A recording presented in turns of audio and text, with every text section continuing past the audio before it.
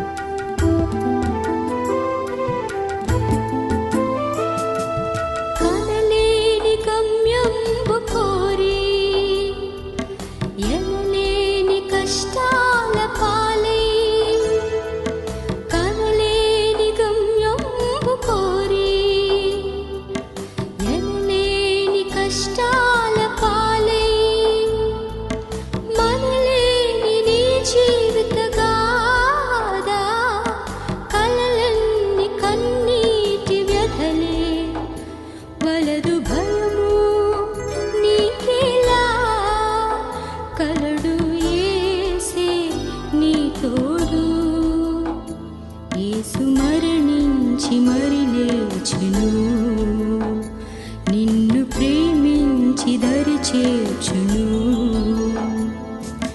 నీ జీవితం విలువైనది, ఏనాడు ఏ మరకు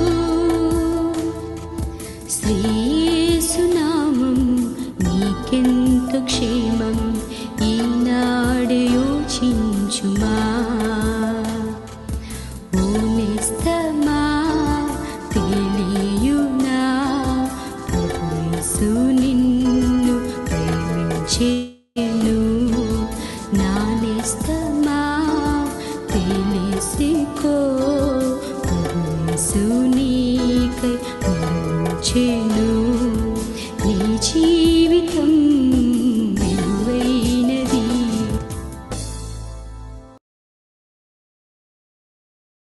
నైస్.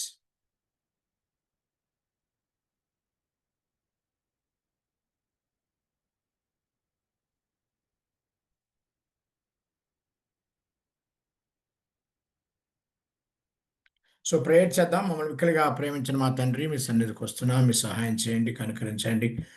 మమ్మల్ని ఇలా మీరందరూ సమకూర్చినందుకే మీకు వందనాలు. మీ వాక్యాన్ని మేము నేర్చుకొని నడుచుకొని ఇతరులకు నేర్పించటకు మీ సహాయం కోరుకుంటూ మీకు అప్పగించుకుంటున్నాం. ఎంతో ఆశతో చేరు మీ బిడ్డలందరూ మీరు కనికరించండి. మా గొప్ప సేవకులుగా మీరు వాడుకోండి. తద్వారా నాయన మా అనేకులకు నాయన ఆశీర్వాదం, మీకు మహిమ, మాకు కూడా ప్రభా ఆశ్రయించబడినట్లుగా సహాయం చేయమని ప్రభా మీ యొక్క రాజ్యవ్యాప్తిలో మమ్మల్ని అందరినీ మీరు వాడుకోవాల్సిందిగా బతిమాలుకుంటున్నాం. పరిశుద్ధాత్మ దేవా, దయతో మా ఎడల జాలి చూపండి, కనికరించండి, ఆశీర్వదించండి, అభిషేకించండి, బలపరచండి. మా యొక్క అవసరత మీరు తీర్చండి. నా యొక్క మేము చక్కగా అర్థం చేసుకోవడానికి సహాయం చేయమని సమయం అంతటి మీకు అప్పగించుకుంటూ, మీ బిడ్డలందరినీ మీకు అప్పగించుకుంటూ ఉన్న మమ్మల్ని మేము మీకు అప్పగించుకుంటూ యేసు నామమున స్తుతించి ప్రార్థిస్తున్నాము తండ్రి. ఆమేన్. రైట్. లాస్ట్ టైం మనం చాలా తక్కువ చూసినాము. సో బేసిక్గా ఈ టీచింగ్ అండ్ ప్రీచింగ్లో ఉన్న 5 పార్ట్స్ నేను డివైడ్ చేసినట్టు మీకు లాస్ట్ టైం చెప్పిన. Principles, personality, preparation, preaching types, presentation. 5 ప్రిన్సిపల్స్లో ఉన్నాం లాస్ట్ టైం మనం. అందులో పాస్టర్స్ రెస్పాన్సిబిలిటీ అంటే మనం బాగా తెలిసిన మాట. 1 పేతురు 5 అధ్యాయము ఆయన ప్రధాన కాపరి, అది హెడ్డింగ్ పెట్టుకొని మనం చూసినాము. అందులో ఫీడింగ్, గొర్రెల్ని కాయి, ప్రీచింగ్ అండ్ టీచింగ్. ప్రీచింగ్ బేసికల్గా ఏం చెప్పినా లాస్ట్ టైం మీకు అన్బిలీవర్స్కి వాడతారు ఎక్కువ. టీచింగ్ అనేది బిలీవర్స్కి వాడతారు. So preaching includes teaching, but teaching need not include preaching. చాలామంది లేక కొంతమంది ఏం చేస్తారంటే, మాకు ప్రీచింగ్ వచ్చు కానీ మాకు డాక్టరీన్ చెప్పడం రాదు, మేము డివోషన్స్ తీసుకుంటాం అంటారు. అది చాలా పొరపాటు. నేనేమంటానంటే, డాక్టరీన్స్ రానివాడు డివోషన్స్ తీసుకోవద్దు. కనీసం డాక్టరీన్ చెప్పటం రాకపోయినా పర్వాలేదు, కానీ డాక్టరీన్ కంటెంట్ తెలియాలి. ఎందుకంటే ఒకవేళ డాక్టరీన్ యొక్క కంటెంట్ తెలియకపోతే ఏమవుతుందంటే we do a very big failure. అంటే ఆ ప్రీచింగ్లో ఎక్కడో ఒక చోట పొరపాటు చేస్తాం. అది కాస్త మనం గుర్తుపెట్టుకోవాలి. ప్రీచింగ్లో ఆ పొరపాటు జరగకూడదు.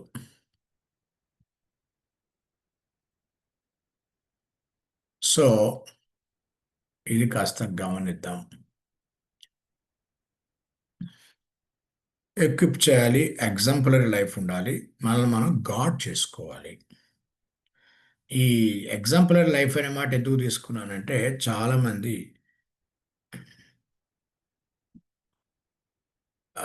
రాంగ్ టీచింగ్స్ని రైట్ టీచింగ్తో అటాక్ చేయాలనుకుంటారు. అది కొంతవరకు అవసరమేమో కానీ, బట్ దాంట్లో మళ్ళా క్రిటిసిజం బ్యాక్ వస్తుంది. కానీ ఎగ్జాంపులరీ లైఫ్ వల్ల ఆ రాంగ్ టీచింగ్స్ని మనం ఈజీగా కొట్టివేయవచ్చు. సో రాంగ్ టీచింగ్కి రైట్ టీచింగ్ ఒకటే సొల్యూషన్ కాదు. Right living is a good solution. Right living అనేది మనం గమనించాలి. అది మనం బాగా ఆలోచన చేయాలి. సో నెక్స్ట్ రెండవ పాయింట్ ఎక్స్పోజిటరీ ప్రీచింగ్ గురించి ముఖ్యం. ఎక్స్పోజిటరీ ప్రీచింగ్లో ఎవరైనా ఏం చేస్తారంటే దేవుని వాక్యాన్ని ఆరంభిస్తారు, తర్వాత that word will take to them. అంటే అర్థం ఏంటుంటుందంటే వాక్యాన్ని తెరిచి చెప్తూ ఉండగా మనం ఇంట్రడ్యూస్ చేస్తాం, అక్కడి నుంచి వాక్యమే వాళ్ళతో మాట్లాడుతూ ఉంటుంది. అది బాగా గుర్తుపెట్టుకోండి. ఇటువరకు కొంతమంది అనేవాళ్ళు, అన్న స్టార్టింగ్లో మీ ముఖం కనిపిస్తుంది, ఒక పావు గంట హాఫ్ అన్ అవర్ అయిన తర్వాత అసలు మీ ముఖమే కనపడదు, దేవుని వాక్యం లేక దేవుడు మాకు కనిపిస్తాడు అని. మరి ఈ మధ్య ఏమైందో నాకు తెలియదు, నాకు ప్రాబ్లం ఏందో వాళ్ళకు ప్రాబ్లం ఏందో తెలియదు. But that is also true. బేసిక్గా వాక్యాన్ని మనం ఇంట్రడ్యూస్ చేస్తాము, that will speak for it self. తర్వాత ఒక టెక్స్ట్ తీసుకొని ఎక్స్ప్లెయిన్ చేస్తాం. చాలాసార్లు టెక్స్ట్ అనే మాట కూడా గుర్తుపెట్టుకోండి, కాంటెక్స్ట్. టెక్స్ట్ చూస్తాము కానీ కాంటెక్స్ట్ ఇంపార్టెంట్. దాని ఎగ్జాంపుల్స్ చూసినాం ఎక్స్పోజిటివ్ ప్రీచింగ్లో, examples. And it needs God blesses his word but not our words, and it does not allow dilute, distort, deviate. మనం డైల్యూట్ చేయొద్దు, డిస్టార్ట్ చేయొద్దు, డీవియేట్ చేయొద్దు. సో ఈ ఎక్స్పోజిటరీ ప్రీచింగ్ అనేది దట్స్ ద బెస్ట్ థింగ్. అది కొంచెం కష్టమవుతుంది, ప్రిపరేషన్ బాగా అవసరం అవుతుంది, బట్ మోర్ సక్సెస్ఫుల్ అవుతుంది. సో ప్రిన్సిపల్స్లో అది. లాస్ట్ ఇక్కడ ఉన్నాం మనం.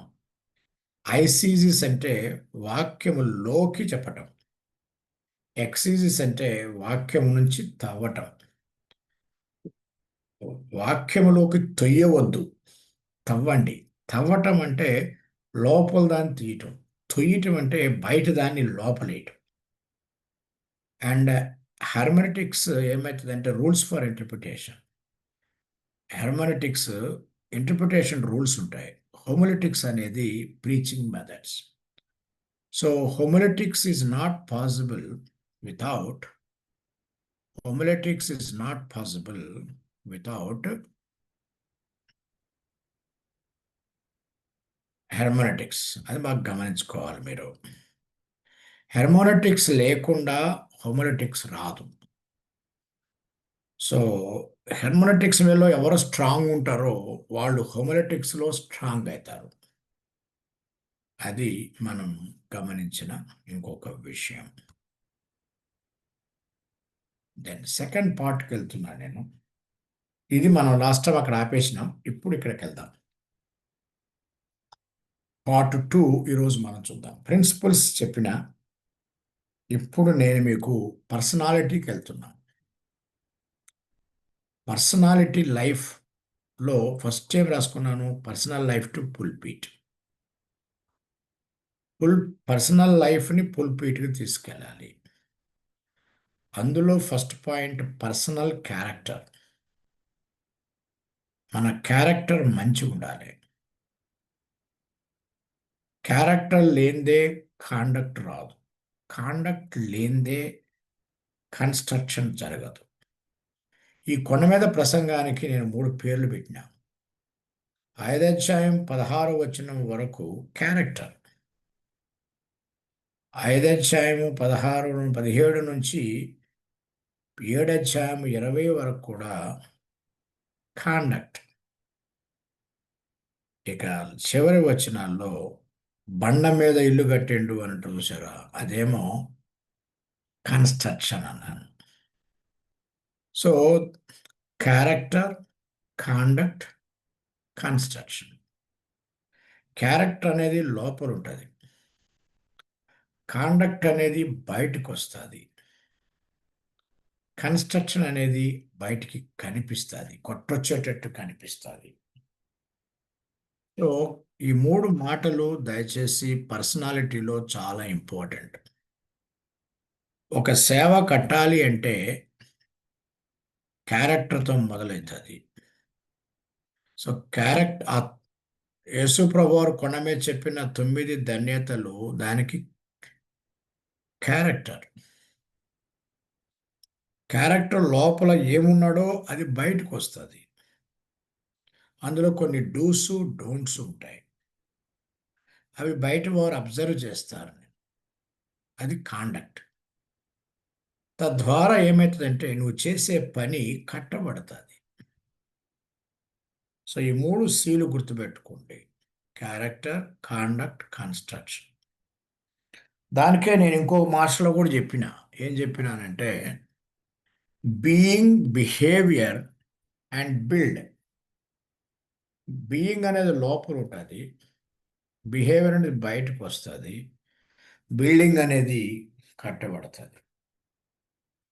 సో ఈ విధంగా personal character is most important.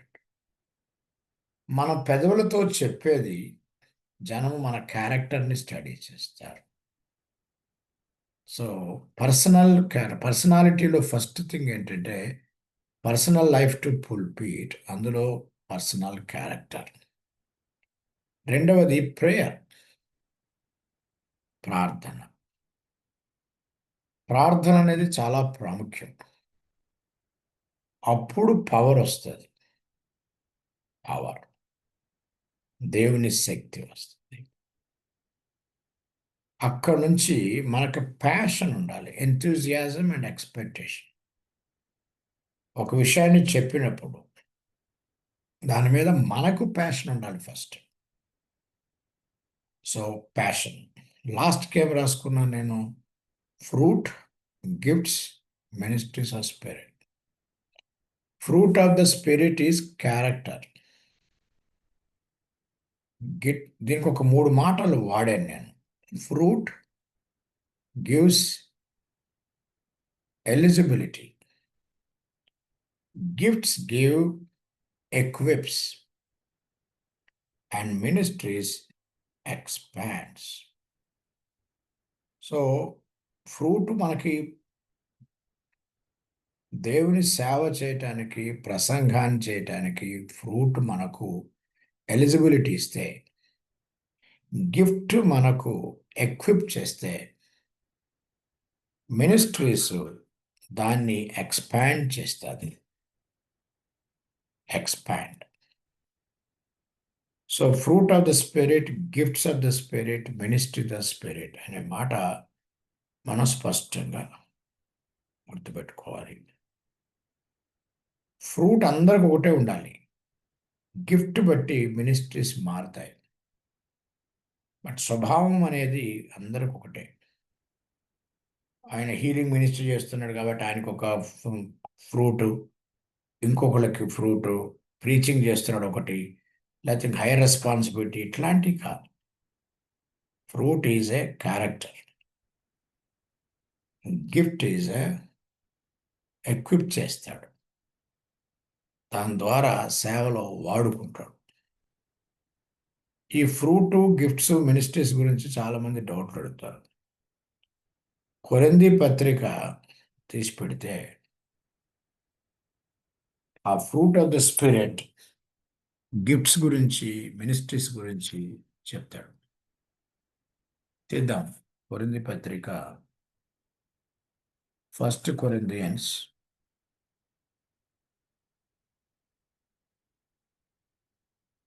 First Corinthians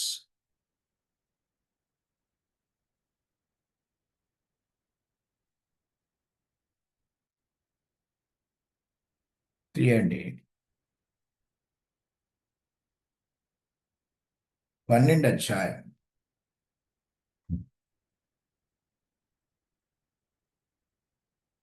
4వ వచనం. 4, 5. 6, 7 చదవండి ఎవరైనా. 1 Corinthians 12 చాప్టర్ 4-7. కృపావరములు నానా విధములుగా ఉన్నవి గాని ఆత్మ ఒక్కడే. మరియు పరిచర్యలు నానా విధములుగా ఉన్నవి గాని ప్రభువు ఒక్కడే. నానా విధములైన కార్యములు కలవు గాని అందరిలోనూ అన్నిటినీ జరిగించు దేవుడు ఒక్కడే. అయినను అందరి ప్రయోజనం కొరకు ప్రతి వానికి ఆత్మ ప్రత్యక్షత అనుగ్రహింపబడుచున్నది. ఎలయనగా ఒకనికి ఆత్మ మూలముగా బుద్ధి వాక్యమును, మరి ఒకనికి ఆత్మ మూలం అనుసరించిన జ్ఞానవాక్యమును, చాలు మరి చాలు ఒకనికి చాలు 11 వచ్చిన చదువు 11 చదువు. అయినను వీటన్నిటినీ ఆ ఆత్మ ఒక్కడే తన చిత్తము చొప్పున ప్రతి వానికి ప్రత్యేకముగా పంచి ఇచ్చుచు కార్యసిద్ధి కలుగజేయుచున్నాడు. ఆహ్, ఏం మాటలు! ఇక్కడ ఒకటి మొదటిది, ఈ 4వ వచనంలో ఆత్మ ఒక్కడే. 5వ వచనంలో ప్రభు ఒక్కడే. 6వ వచనంలో తండ్రి ఒక్కడే. What a beautiful thing! ఈ అందరిలో జరిగించేవాడు తండ్రి. పరిచర్యలకు ఇన్ఛార్జ్ ఎవరు? ప్రభు, యేసు ప్రభువారు. మరి దానికి ఎక్విప్ చేసేది ఎవరు? పరిశుద్ధాత్మ. సో పరిశుద్ధాత్ముడు ఎక్విప్ చేస్తాడు. ప్రభు అయిన యేసు ప్రభువారు మనకి పరిచర్యకి, రకరకాల పరిచర్యలకు ఆయన హెడ్. వర్క్ ఎవరు చేయించుకుంటారు? ప్రభు. ఆ వర్క్కి వరాలు ఎవరిస్తారు? పరిశుద్ధాత్ముడు. అసలు ఆ వర్క్ ఎవరిది? తండ్రిది. తండ్రి పని కుమారుడు చేయించుకుంటాడు. పరిశుద్ధాత్ముడు దానికి అవసరమైన ఎక్విప్ చేస్తాడు. So that's the beautiful link. రెండవది, అయినను ఆయన అందరి ప్రయోజనము కొరకు. కృపావరాల గురించి మాట్లాడేటప్పుడు 2 మాటలు చాలా స్పష్టంగా వినాలి. No gift is for your sake, all gifts are for people. అందరి ప్రయోజనం కొరకు. 11వ వచనంలో ఆయన తన చిత్తము చొప్పున ఇస్తాడు, మన చిత్తము చొప్పున కాదు. It is not because of our Dzire. Even if you desire one gift, అలా అలా డిజైర్ చేయటం మంచిదే అంటాడు, కానీ బట్ ఆయన ఇచ్చేది ఆయన చిత్తము చొప్పున, ఇతరుల ప్రయోజనము కొరకు. చాలాసార్లు ఈ గిఫ్ట్ని సేవ చేసేవాళ్ళు తన సొంత ప్రయోజనం కోసం వాడుకుంటారు. అది సొంత ప్రయోజనం కోసం కాదు, ఇతరుల ప్రయోజనం, అందరి ప్రయోజనం. 7వ వచనంలో అందరి ప్రయోజనం. 11వ వచనంలో ఆయన కోసం ఇస్తాడు. ఇక 8 నుంచి 10 వరకు మరి ఒకనికి అని రాసి ఉంటుంది. మరి ఒకరికి అనే మాట ఎన్నిసార్లు రాసి ఉంటుంది? 8 సార్లు రాసి ఉంటుంది. లెక్కేసుకోండి. 8వ వచనం నుంచి 10వ వచనం వరకు లెక్కేయండి ఎన్నిసార్లు రాసిందో. మరి ఒకనికి చదువు. 8, 9, 10 చదువు, లెక్కేయండి. ఏలయనగా ఒకనికి ఆత్మ మూలముగా బుద్ధివాక్యమును, మరొకనికి ఆత్మను అనుసరించిన జ్ఞానవాక్యమును, మరి ఒకనికి ఆత్మ వలనే విశ్వాసమును, మరి ఒకనికి ఆ ఒక్క ఆత్మ వలనే స్వస్థపరచు వరమును, మరి ఒకనికి అద్భుత కార్యములు చేయు శక్తియు, మరి ఒకనికి ప్రవచన వరమును, మరి ఒకనికి ఆత్మ వలన వివేచనము, మరి ఒకనికి నానా విధ భాషలను, మరి ఒకనికి భాషల అర్థం చెప్పు శక్తి అనుగ్రహించబడి ఉన్నవి. ఎన్నిసార్లు రాసింది మరి ఒకరికి అనే మాట? నేను లెక్కేసిన. 8లో ఒకసారి, 9లో 2 సార్లు, 10లో 1 2 3 4 5 అబ్బా 9. పక్క 8 సార్లు రాసి ఉంది. ఎందుకు తెలుసా? ఫస్ట్ దానికి మరి ఒకరికి అన్నాడు కదా, అందుకని. సో అల్టిమేట్గా మరి ఒకరికి. సో భాష మన ఈ వరాల దగ్గరికి వచ్చినప్పుడు చాలా ఇంపార్టెంట్ పాయింట్ ఏంటంటే, అది ఏ ఒక్కనికి అన్ని వరాలు ఉండవు. ఏ వరం లేనోడు లేడు, అన్ని వరాలు ఉన్నవాడు లేడు. అది గుర్తుపెట్టుకోండి. ఒకవేళ ప్రపంచ చరిత్రలో ఎవరన్నా అన్ని వరాలు ఉన్న వాళ్ళు ఎవరన్నా ఉంటే, ఒకవేళ అది పౌలే అయి ఉండాలి. అది కూడా వరాల గురించి రాయటానికి దేవుడు అనుభవిస్తే ఇచ్చి ఉండొచ్చేమో, అది కూడా డౌటే అంటారు పెద్దలు. కాబట్టి ఏ వరము లేని విశ్వాసి లేడు, అన్ని వరాలు ఉన్న విశ్వాసి లేడు. అంటే అర్థమేంటి? Everybody has to depend one another. అందుకే నేను ఒక మాట రాసుకున్నాను, gifts are not to substitute one another. Gifts అనేది సబ్స్టిట్యూట్ చేసుకోవటానికి కాదు, సపోర్ట్ చేసుకోవటానికి. నేను నీ మీద ఆధారపడాలి, నువ్వు నా మీద ఆధారపడాలి. ఎందుకంటే నీకున్న గిఫ్ట్ నాకు లేదు, నాకున్న గిఫ్ట్ నీకు లేదు. That's why not to substitute one another, but to support one another. కానీ కొన్ని సంఘాల్లో ఇట్లా అన్ని నాకే ఉన్నట్టుగా ఫీల్ అయిపోతున్నారు, అన్ని నేనే చేస్తానన్నట్టు ఫీల్ అవుతున్నారు. అది చాలా తప్పు. మరి అది దేవుడిచ్చే వరాలని వాడుకోపోవటమే అవుతుంది. ఒకవేళ ఏ సంఘంలోనైనా ఒకే వ్యక్తి వాక్యం చెప్తున్నాడు లేక సేవ చేస్తున్నాడంటే, ఆయన లిమిట్ చేస్తున్నాడు ఆ సంఘాన్ని. ఆ సంఘాన్ని చిన్న చేస్తున్నాడు. కనీసం ఇద్దరు ముగ్గురన్నా లేకుండా ఈ యొక్క సంపూర్ణత రాదు. సో ఈ 12 అధ్యాయం అన్ని వరాల గురించి ఉంటే,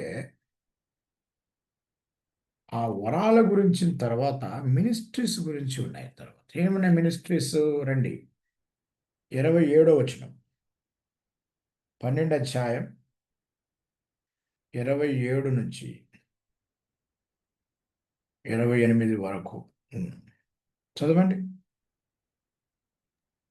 అటువలే మీరు క్రీస్తు యొక్క శరీరమై ఉండి వేరువేరుగా అవయవములై ఉన్నారు. మరియు దేవుడు సంఘములో మొదట కొందరిని అపోస్తులుగాను, పిమ్మట కొందరిని ప్రవక్తలుగాను, పిమ్మట కొందరిని బోధకులుగాను, అటు పిమ్మట కొందరిని అద్భుతములు చేయవారిని గాను, తర్వాత కొందరిని స్వస్థపరచు కృపావరణములు గలవారిగాను, కొందరిని ఉపకారములు చేయవారిని గాను, కొందరిని ప్రభుత్వములు చేయవారిని గాను, కొందరిని నానా భాషలు మాట్లాడు వారిని గాను నియమించెను. చాలు. అంటే ఇందులో నేనేమంటున్నానంటే, బేసిక్గా ఈ మినిస్ట్రీస్కి వచ్చినప్పుడు లేక గిఫ్ట్స్ వచ్చినప్పుడు, every gift has one ministry. చాలామంది నన్ను అడుగుతూ ఉంటారు పాస్టర్స్ మీటింగ్స్కి వెళ్ళినప్పుడు, సార్ ఎన్ని వరాలు ఉన్నాయంటే అందరూ ఒప్పుకుంటారు 9 వరాలని. ఎన్ని పరిచర్యలు ఉన్నాయంటే 5 అంటారు. 5 అంటారు. ఎందుకు 5 అన్నారు చెప్తారు. ప్రవక్త, అపోస్తలుడు, సువార్తికుడు, బోధకుడు, కాపరి, ఇట్లా 5 ఉన్నాయని చెప్తారు. నేనన్నా 9 గిఫ్ట్స్ ఉంటే 9 మినిస్ట్రీస్ ఉండాలి కదా అని చెప్పిన. 9 గిఫ్ట్స్ ఉంటే 9 మినిస్ట్రీ అనగానే వాళ్ళకి పిచ్చెక్కిపోయింది. అసలు 5 ఉన్నాయా లేదా అని తనుకులాడుతూ 3 అనే వాళ్ళకి నేను 9 చెప్పంగానే ఉన్న మైండ్ కాస్త పోయింది. అది చదవండి, ఎందుకు ఈ 5 అంటారు? ఎఫెసీ పత్రిక 4వ అధ్యాయం 13వ వచనం. ఎఫెసీ పత్రిక 4వ అధ్యాయం 13వ వచనం.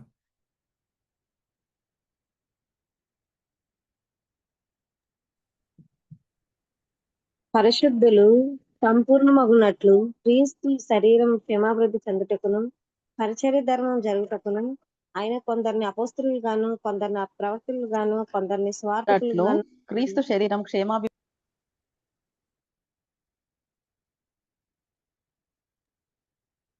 చదవండి చదవండి. కొందరిని కాపరులను గాను ఉపదేశకులను గాను నియమించాను. మంచిది. అక్కడ చూసి ఎన్ని వచ్చినాయి ఇప్పుడు? How many count them?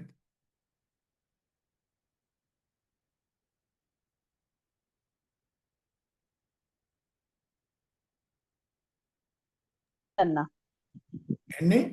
5 అన్న. ఆ, 5. అట్లా వచ్చింది జనానికి. 5 అనేది అట్లా వచ్చింది. యాక్చువల్గా అదే కొరింథీ పత్రికలు ఎన్ని ఉన్నాయి? 9 పైనే ఉన్నాయి, లేక 9 ఉన్నాయి. అప్పుడు నేను క్లియర్ చేసిన 9 వరాలు ఉంటే 9 మినిస్ట్రీస్ ఉన్నాయి. ఆ 9లో ముఖ్యమైనవి 5. ఆ 5లో ప్రాముఖ్యమైనవి 3. మీరు భయపడకండి, అందరిలాగే నేను చెప్తున్నా. ఆ 3 ఏంటి? సువార్థికుడు, బోధకుడు, కాపరి. సువార్థికుడు సంఘం బయటకెళ్ళి సువార్త చెప్పొస్తాడు. బోధకుడు విశ్వాసులు అయిన తర్వాత బోధిస్తాడు. కాపరి కాపాడతాడు. సో సువార్థికుడు రక్షణలోకి నడిపిస్తే, బోధకుడు రక్షణలో పెంచితే, కాపరి కాపాడతాడు. ఈ రోజున కొన్ని సంఘాల్లో కాపరే 3 పనులు చేస్తున్నాడు. స్టార్టింగ్లో ఓకే కానీ బట్ దేవుడు ఖచ్చితంగా ఇస్తాడు. అందుకని మేము ఇచ్చే సలహా ఏంటంటే, కొన్ని సంఘాల్లో కొన్ని ప్లేసెస్లో మొదట్లో వేరే సంఘాలను వాడుకోండి, తర్వాత ప్రభువే మీ సంఘంలో అనేకుల్ని డెవలప్ చేస్తాడు. సో ఒక పాస్టర్ గారు చెప్పిండు, ఏం భయపడకు, వరాలు లేకపోతే భయపడకు, వేరే సంఘం పిలువు, వాళ్ళు నీకు టీచ్ చేస్తారు. అట్లా ఒకరి మీద ఒకరు ఆధారపడాలి అనే మాట. సో ఈ వరాల గురించి చెప్పినప్పుడు 3 మాట చెప్తున్నా. Identify the gift, identify the gift, improve the gift, use the gift, improve the gift. Identify చేయండి, దాన్ని యూజ్ చేయండి, అప్పుడు అది ఇంప్రూవ్ అవుతుంది. చాలామంది ఇంప్రూవ్ అయినాక వాడదాం అనుకుంటారు. అట్లా వద్దు, కొన్నిసార్లు ఫెయిల్ అవుతాం, కొంచెం కొంచెం ఫెయిల్ అవుతాం. సో ఐడెంటిఫై చేయండి. ఇప్పుడు లాస్ట్ టైం మీకు ఒక హోంవర్క్ ఇచ్చిన, ఇప్పుడు నేను ఇంకో హోంవర్క్ ఇస్తున్నా. హౌ టు ఐడెంటిఫై గిఫ్ట్స్ అనేది ఒక క్వశ్చనరీ ఉన్నది. అది నేను మీకు ఈ నా టాక్ అయిన తర్వాత రేపు మీ గ్రూప్లో పెడతా. దాన్ని ఫిల్అప్ చేస్తూ ఉంటే మీ గిఫ్ట్ మీకు అర్థమవుతుంది. సో ఐడెంటిఫై ద గిఫ్ట్ అనేది 3 రకాలుగా చేస్తున్నారు ఇప్పుడు. నీకు తెలుస్తుంది నీ గిఫ్ట్ ఏంటో. నువ్వు జనరల్గా ఇన్వాల్వ్ అవుతూ ఉండగా దేవుడు స్పష్టంగా ఇది నీ గిఫ్ట్ అని చెప్తాడు, ఫలాంది నీ గిఫ్ట్ అని చెప్తాడు. రెండవది, నేను ఇచ్చి ఇప్పుడు ఎక్సర్సైజ్ ఉంటుంది కదా, అందులో మీరు నింపుతూ ఉంటే మీకు తెలుస్తుంది ఫలానా గిఫ్ట్ అని. మూడవది, ఈ ఎక్సర్సైజులు, ఈ నింపుడు, ఈ షీట్లు పెట్టుడు, క్వశ్చనరీ నింపుడు అని ఇప్పుడు వచ్చినాయి. మా కాలంలో ఏమున్నాయి? నేను మినిస్టర్ చేస్తుండగా నాకు అర్థమైంది నాకు ఈ గిఫ్ట్ ఉందని. నన్ను చూస్తున్న వారు, పెద్దలు లేక తోటి సహోదరులు చెప్పారు, జాన్పానికి గిఫ్ట్ ఉన్నది, నువ్వు కాపాడుకో, డెవలప్ చేసుకో. ఇప్పుడు మూడవది, మీ టైం కల్లా వచ్చింది, ఆ క్వశ్చనరీ అవి నింపితే అది కూడా తెలుస్తుంది. So identify the gift, use the gift, improve the gift. కొంతమంది ఇంప్రూవ్ చేయరు, కొంతమంది యూజ్ చేస్తారు, అక్కడే ఉంటారు. ఇంప్రూవ్ చేయాలి. ఇంప్రూవ్ అనే దానికి ఎప్పుడు ఛాన్స్ ఉన్నది. There is every chance to improve your gift. మీ గిఫ్ట్ను ఇంప్రూవ్ చేసుకోవడానికి ప్రతిసారి ఛాన్స్ ఉంటుంది. రండి. దెన్ అసలు హూ ఇస్ ఎ ప్రీచర్? మనం ఇప్పుడు ప్రసంగ శాస్త్రాన్ని చదువుతున్నాం కాబట్టి అసలు ప్రసంగికుడు అంటే ఎవరు అనేది కొంచెం ఆలోచించిద్దాం. First one, herald, who speaks and proclaim for God. ఇతను ఎవరంటే హెరాల్డ్. 2 తిమోతి 1:11 చదవండి. హెరాల్డ్, 2 తిమోతి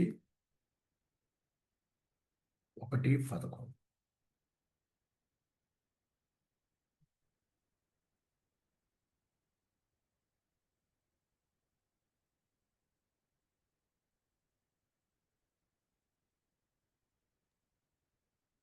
నాకు అప్పగించిన ఆయన మహిమ గల సువార్త ప్రకారము ధర్మశాస్త్రము విరోధకులకును అవిధేయకులకును భక్తిహీనులకును 11 పాపిష్ఠులకును 2 తిమోతి 1:11 ఆ సువార్త విషయంలో నేను ప్రకటించు వాడును గాను అపోస్తులుడు గాను బోధకుడును గాను నియమింపబడి తిని. ఈ ఈ ప్రకటించు వాడిగాను అనేది ఇంగ్లీష్లో ప్రీచర్ అని కొన్ని చోట రాసి ఉంటుంది. కొన్ని బైబిల్స్లో హెరాల్డ్ అంటే ప్రకటించువాడు, హెరాల్డ్. రెండవది servant who is accountable and exalts God, దేవుని యొక్క సేవకుడు. మూడవది అంబాసిడర్, రాయభారి. సో ప్రీచర్ అనేవాడు ఈ హ్యాస్ టు ఇద్దరి మధ్య వ్యక్తి, దేవునికిని మనుషులకును మధ్యవర్తిగా ఉంటాడు. దేవుని పక్షమున మాట్లాడతాడు, మనుషుల పక్షమున మాట్లాడాడు. సో ప్రీచర్ ఈజ్ ఈ 3 పాయింట్స్ చూపించిన. Then staying sharp as a preacher. అసలు ప్రీచర్గా ఉండాలంటే ఏం చేయాలి? First one, analyze your sermons on an ongoing basis. ఎప్పటికప్పుడు నువ్వు చెప్పే ప్రసంగాలని అనాలసిస్ చేసుకో, అనలైజ్ చేసుకో. సాధ్యమైతే రికార్డ్ చేసుకో, నీకు నువ్వే రాసుకో, లేకపోతే రికార్డ్ చేసుకో. Get feedback from trusted members and your spouse. Feedback, best feedback ఎవరు ఇస్తారంటే మన స్పౌస్ ఇస్తారు. భార్య అయితే భర్త ఇస్తారు. తర్వాత కొంతమంది హానెస్టీ ఫ్రెండ్స్ ఉంటారు, వారిని అడగండి. సో నీ సొంత ఫీడ్బ్యాక్, నీ ఫ్రెండ్స్ ఫీడ్బ్యాక్, నీ యొక్క స్పౌస్ ఫీడ్బ్యాక్ తీసుకో. అప్పుడు నువ్వు అనాలసిస్ చేసుకో, క్లియర్గా నీకు స్టెప్ బై స్టెప్ అర్థమవుతుంది. 2, attend seminars, workshops and lectures on preaching. ఇప్పుడు చేస్తున్నది మీరు అదే. ఇప్పుడు పాపం మీరు కావాలని నన్ను అడిగి పెట్టించుకున్నది ఇదే. సో అటెండ్ అవుతున్నారు, మీరు మంచి పని చేస్తున్నారు. ప్రీచింగ్ మీద కొన్ని సెమినార్స్, వర్క్షాప్స్, లెక్చర్స్ వినండి. Then establish a firm pattern of regular reading. Regular reading చేయండి. బైబిల్ చదవటం, బైబిల్ సంబంధించిన కామెంటరీస్ చదవటం, తర్వాత కొంతమంది పర్సనల్ లైఫ్ చదవటం. ఎగ్జాంపుల్స్గా ఒక ప్యాటర్న్, రెగ్యులర్ రీడింగ్ హ్యాబిట్ తీసుకోండి. 4వది listen tapes, sermons, books and tapes. ఇప్పుడు ఇటువంటి టేప్స్ అనేవాళ్ళు, ఇప్పుడు మనకి యూట్యూబ్లు ఉన్నాయి. యూట్యూబ్లు కూడా ఎవరు పడితే వాళ్ళు నమ్మకండి. కొంతమంది స్టాండర్డ్ పీపుల్ ఉంటారు, వారిని ఫాలో అవ్వండి. మీకు తెలిసిన వాళ్ళు మీరు కరెక్ట్గా చెప్తారని తెలిస్తే వాళ్ళే వినండి. వాళ్ళని అడిగి ఇంకా కొన్ని వినండి.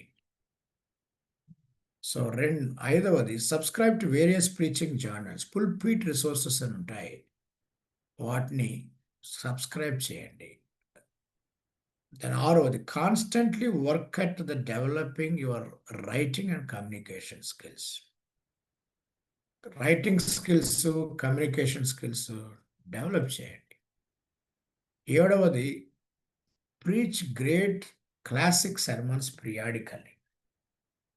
మొన్న మీకు చెప్పినట్టు ప్రసంగాల్ని ప్రసంగించండి అని చెప్పినట్టు వాటిని పిరియాడిక్గా చెక్ చేయండి, వాళ్ళు ఎట్లా చెప్తున్నారు, ఏం చెప్పారు. 8, negotiate with your churches for time each year to plan and prepare sermons for the coming year. మీ చర్చెస్తో మాట్లాడి ఒక ప్రీచింగ్ ప్లాన్ తీసుకోండి. నేను గత 10 years నుంచి సంవత్సరానికి ఒక టాపిక్ టీచ్ చేస్తున్నాను. లైక్ సెర్మన్స్ అని చెప్పాను, ఒక సంవత్సరము మౌంటైన్స్ అన్నాను, ఇంకో సంవత్సరము లోయల్ అన్నాను, ఇంకో సంవత్సరము కోవెనెంట్స్ అన్నాను. ఇట్లా రకరకాలుగా చేశాను. ఇప్పుడు ప్రస్తుతం ఇశ్రాయేల్ జర్నీ చేస్తున్నాను. అంటే మినిమం 10 sermons, మ్యాక్సిమం 12 sermons చేస్తాను.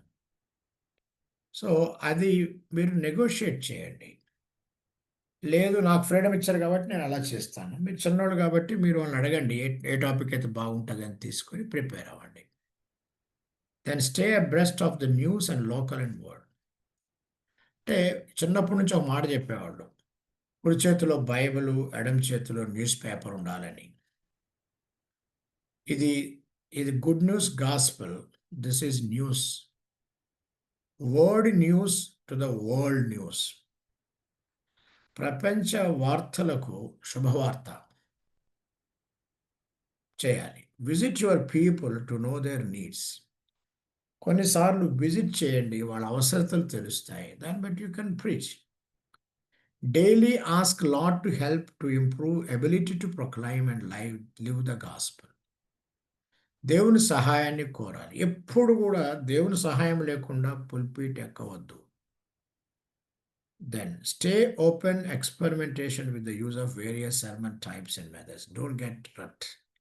అంటే ఏదో ఒక పాతది మురిగిపోయింది, లేక పాతది చెప్పిందే చెప్పుడు, ఇట్లా చేయకండి. కొత్త కొత్త విషయాలు చూడండి. సో షార్ప్గా ఉండటానికి నేను ఇచ్చిన 12 సలహాలు. ఇవన్నీ మీకు నేను పీపీటీస్ పంపిస్తా, మీరు భయపడొద్దు. సో వాటిని మీరు గ్రూప్లో పెడతా, యూ కెన్ టేక్ ఇట్.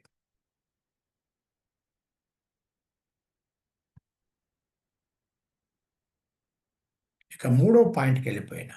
3వ పాయింట్ ఏంటంటే ప్రిపరేషన్.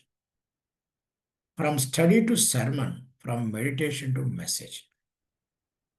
ప్రిపరేషన్ ఎలా ఉండాలి అనేది దానికి ఒక కొత్త పేరు పెట్టుకున్నాం, చూసింటారు కదా. స్టడీ నుంచి సర్మన్గా మారాలి, మెడిటేషన్ నుంచి మెసేజ్గా మారాలి. అది నువ్వు ప్రిపరేషన్ చేయాలి. ఇక్కడ ఎన్ని స్టెప్స్ ఇచ్చాను మీరు గమనించండి. ఐ హ్యావ్ గివెన్, నేను మీకు 7 స్టెప్స్ ఇచ్చిన.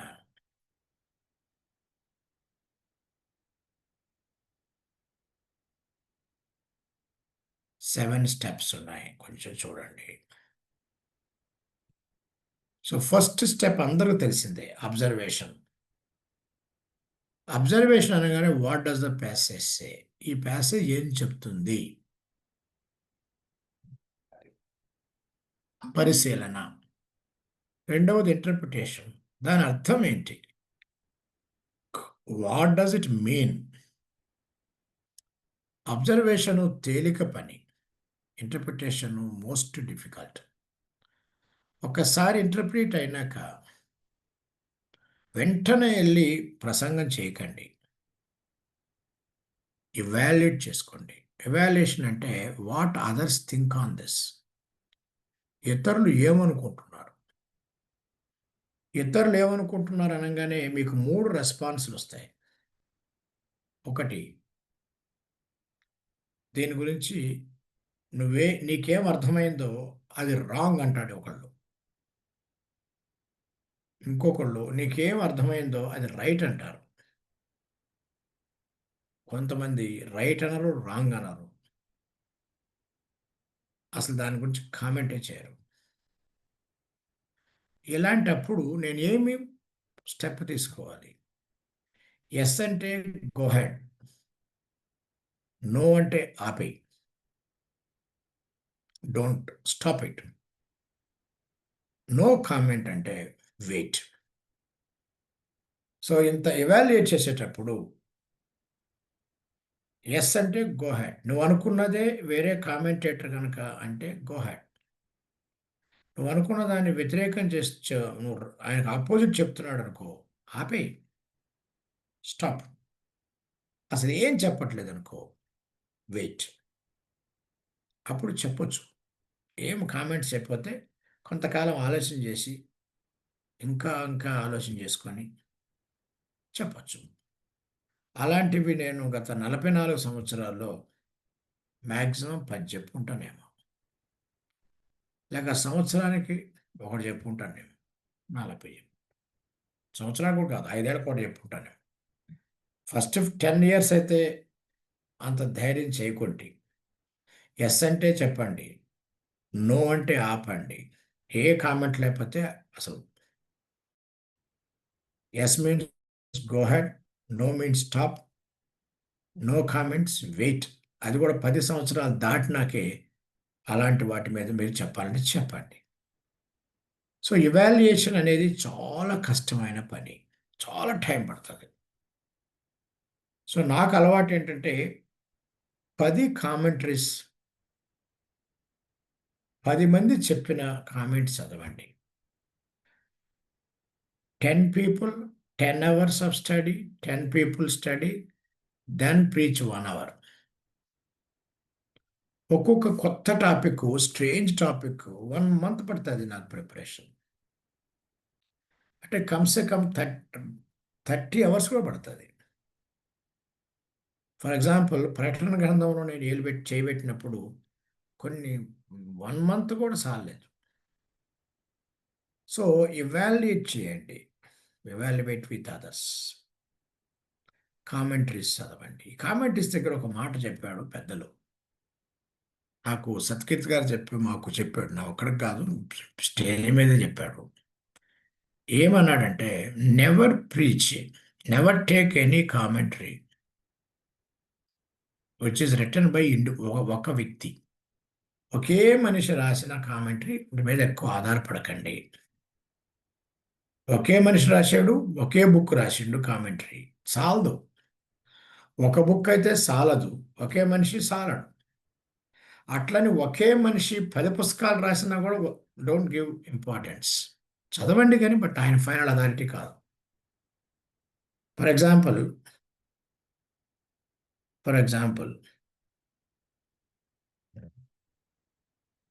మన బైబిల్ కామెంటరీస్ ఉన్నాయి. బైబిల్ కామెంటరీస్లో ఒక ఆయన చేస్తాడు, సిరీస్ రాస్తాడు, బి సిరీస్ అని రాస్తాడు. అయితే మంచిదే, కానీ ఒకే వ్యక్తి రాశాడు కదా, కొంచెం ఆలోచించండి. ఒకే వ్యక్తి ఎక్కువ పుస్తకాలు రాసిన, ఒకే మనిషి ఒక పుస్తకం రాసిన, దానికి కొంచెం సెకండరీ ప్రిఫరెన్స్ ఇవ్వండి. అట్లా కాకుండా ఒక టీమ్ ఆఫ్ పీపుల్ రాస్తే బైబిల్ కామెంటరీస్ చేయండి. ఎందుకంటే టీమ్ ఆఫ్ పీపుల్ ఒక అండర్స్టాండింగ్కి వచ్చారంటే నీ ప్రాబ్లమ్ సాల్వ్ అయిపోయినట్టే. So evaluating will take lot of time.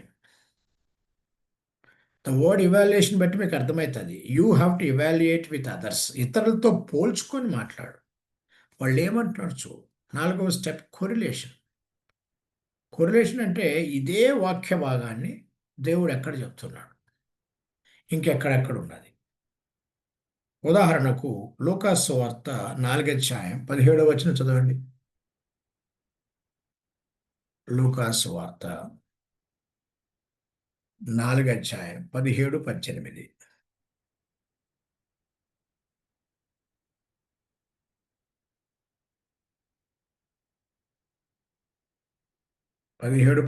19.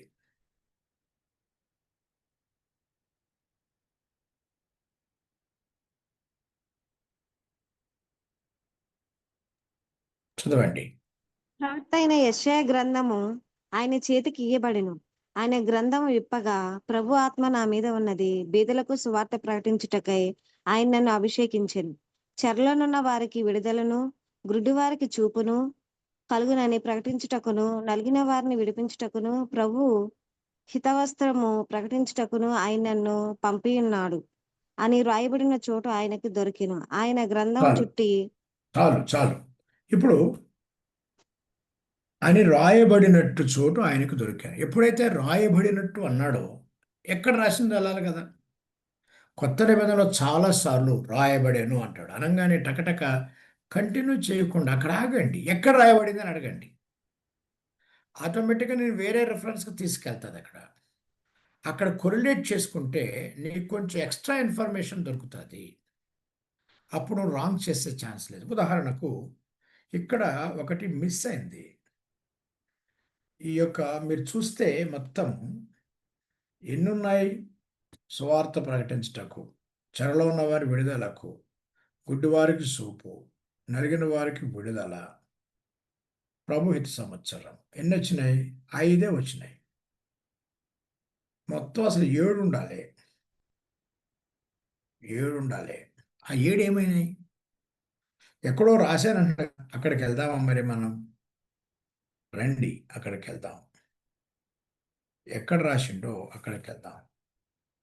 యెషయా గ్రంథం 60 అధ్యాయానికి రండి. యెషయా గ్రంథము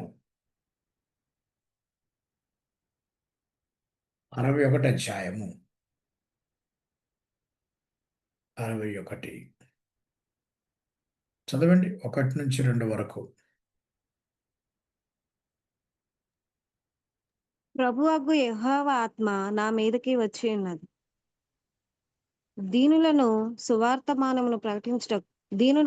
సువార్తమానము ప్రకటించుటకు యెహోవా నన్ను అభిషేకించెను.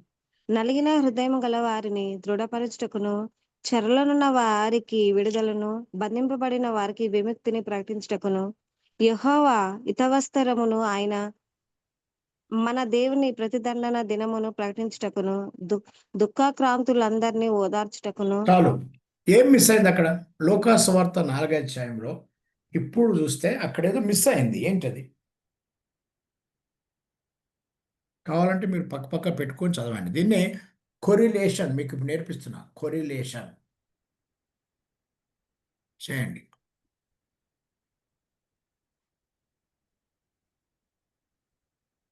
మీరు ఖచ్చితంగా చెప్పాలి. చెప్తేనే మీకు నెక్స్ట్ బ్యాచ్కి అటెండ్ అయ్యేటట్టు చేస్తా, లేకపోతే చాలంట. దుఃఖాక్రాంతులందరినీ ఓదార్చుటకును. ఇంకా దండన దినం ఆ?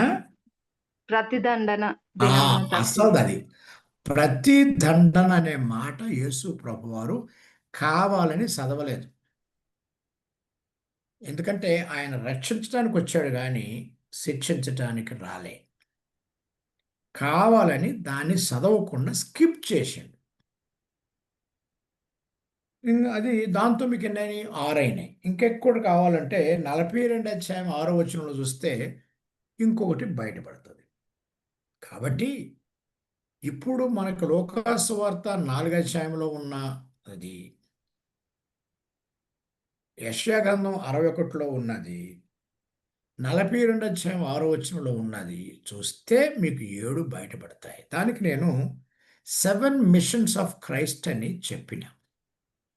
ఒక సంవత్సరం అయితే క్రిస్మస్ మీటింగ్స్లో ఇదే ప్రసంగం. యేసు ప్రభు ఎవరు, ఎందుకు వచ్చాడు, అయితే నాకేంటి? యేసు ప్రభు ఎవరు, ఏం చేశాడు, ఎందుకు వచ్చాడు, లాస్ట్కి సో వాట్, నాకేంటి? అది పాయింట్ కాదు, 3 పాయింట్లు. ఆయన ఎవరు, వచ్చి ఏం చేశాడు, ఎందుకు వచ్చాడనే దానికి ఈ ఎగ్జాంపుల్ తీసుకున్నాం. ఆయన 7 పనులతో వచ్చాడు అని. అలా నాకు గట్టిగా పట్టుకుని దాన్ని ఎవరో చెప్పేది ఏందా ఎందుకు వచ్చాడు అని అంటే ఆయన నోటితోనే చెప్పిండు, వినండి అని చెప్పేసిన.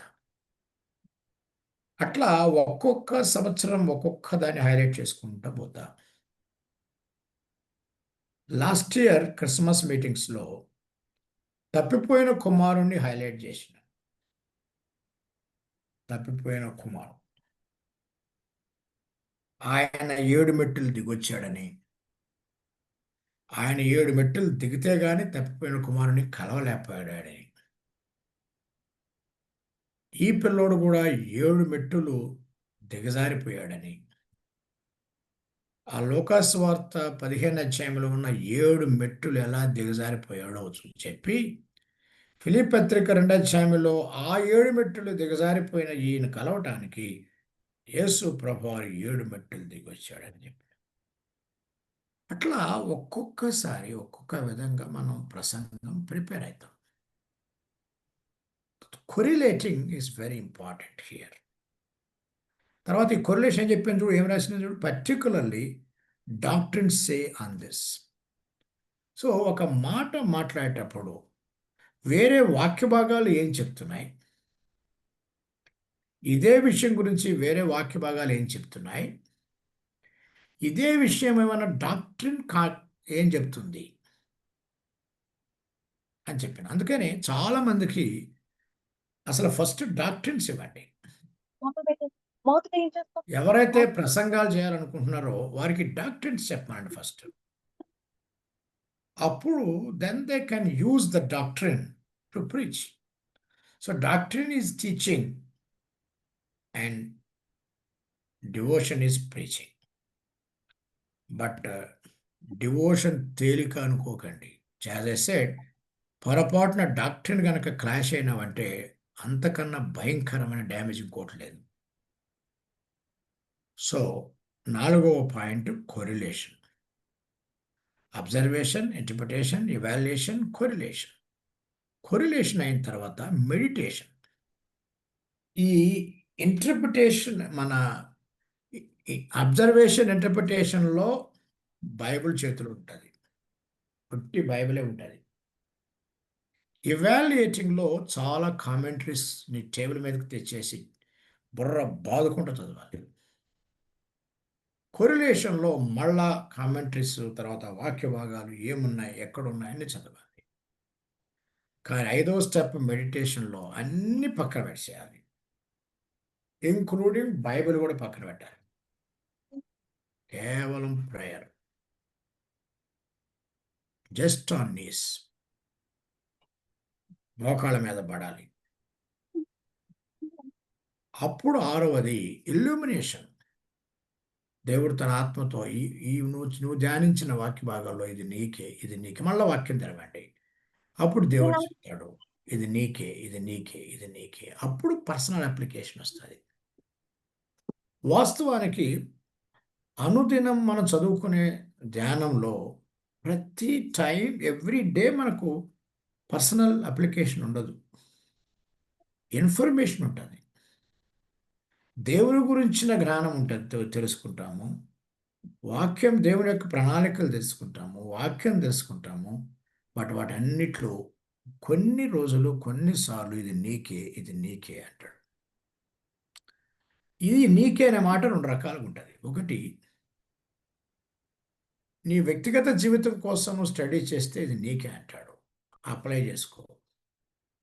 ప్రసంగాలు కూడా పోతూ పోతూ పోతూ చదువుతూ ఉండగా ఇక్కడ ఆపేసి ఈ ప్రసంగం చేయి అంటాడు. ఇది నీకే, ఇది ప్రసంగించడానికే. అప్పుడు మనం తీసుకుంటాం. అప్పుడు 7వది అప్లికేషన్. సో చాలాసార్లు అబ్జర్వేషన్ అయిన వెంటనే ఇంటర్ప్రిటేషన్, అప్లికేషన్ అని చెప్తారు చాలామంది. ఇప్పటికీ మన బైబిల్ స్టడీస్లో 3 మాట చెప్పు తిరుగుతున్నారు: అబ్జర్వేషన్, ఇంటర్ప్రిటేషన్, అప్లికేషన్. అందులో కూడా ఇంటర్ప్రిటేషన్ అసలు చేయటం ఎవరు? నేను చూస్తున్న బైబిల్ స్టడీస్లో అబ్జర్వేషన్ చేస్తున్నారు, అప్లికేషన్కి వెళ్ళిపోతున్నారు, ఇంటర్ప్రిటేషన్ చేయటంలా. 2వది, అబ్జర్వేషన్ చేస్తున్నారు, వెంటనే మినిస్ట్రీ అప్లికేషన్స్కి వెళ్ళిపోతున్నారు. మినిస్ట్రీ గురించి ఎక్కువ మాట్లాడితే ఎక్కువ సేవ అయింది అనుకోవటం అవివేకం.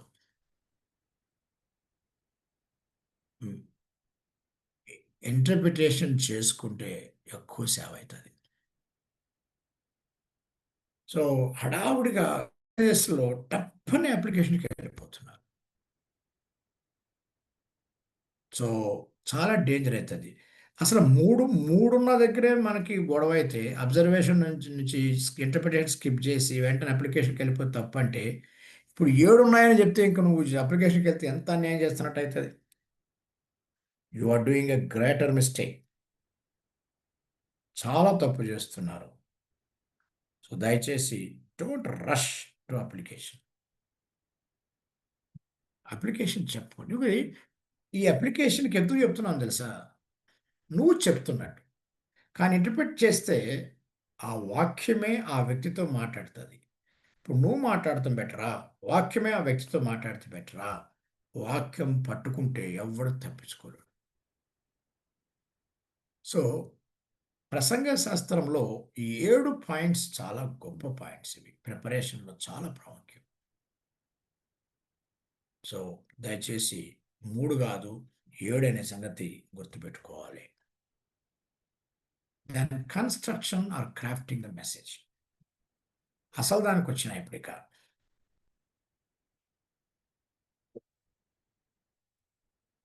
ప్రసంగం తయారు చేసుట. కార్పెంటర్ కనుక ఒక టేబుల్ తయారు చేసినట్టు నువ్వు తయారు చేయాలి. So constructing or crafting the message, ఎట్లా తయారు చేయాల ప్రసంగాన్ని. ఇందాక ప్రిపరేషన్ చూసినాం, ఇందాక మనం ప్రిపరేషన్ చూసినాం. ఇప్పుడు ప్రిపరేషన్లో మనం చేయాల్సిన బైబిల్ వాక్యాన్ని ఎలా ధ్యానించాలో చూసినాం. బైబిల్ వాక్యం ధ్యానించినాక వెంటనే కన్స్ట్రక్ట్ చేయాలి. ఫస్ట్ ఇందులో కూడా 7 రాసుకున్నాను నేను. Title are text. Title text చాలా ఇంపార్టెంట్. అటెన్షన్ ఉండాలి. Create interest. సింపుల్గా ఉండాలి. ఇంట్రెస్ట్ బాగా క్రియేట్ అవ్వాలి.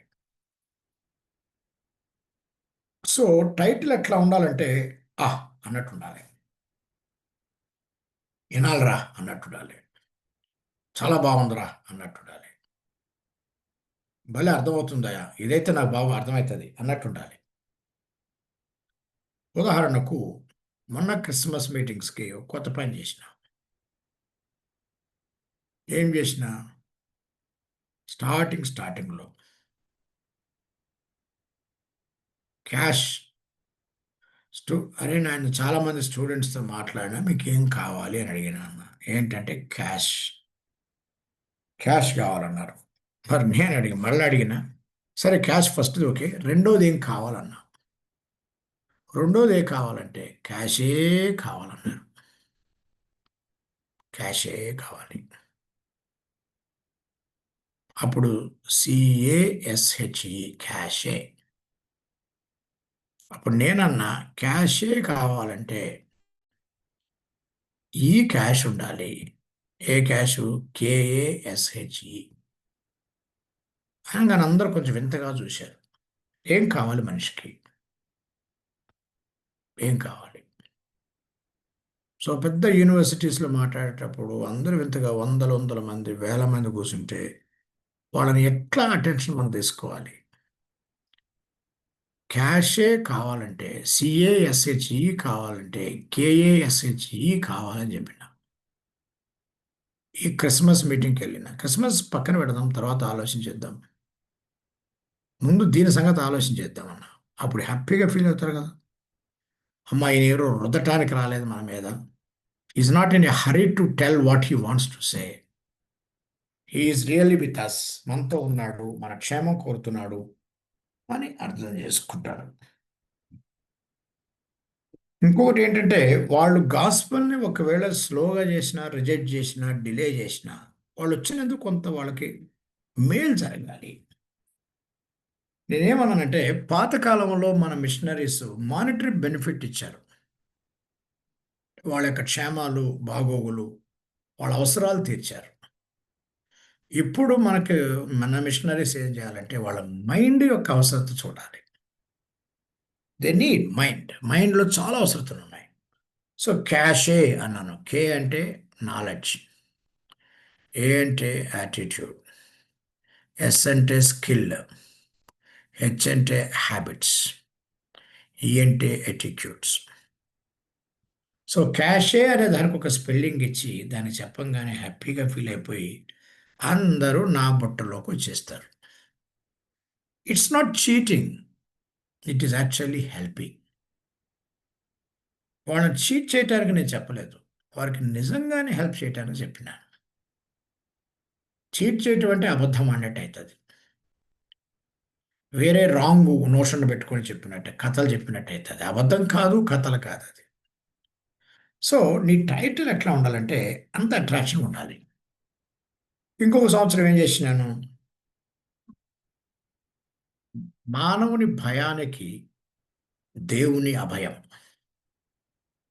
మానవుని భయానికి దేవుని అభయం, అట్లా టైటిల్ తీసుకొని వచ్చిన. So introduction, second point is introduction.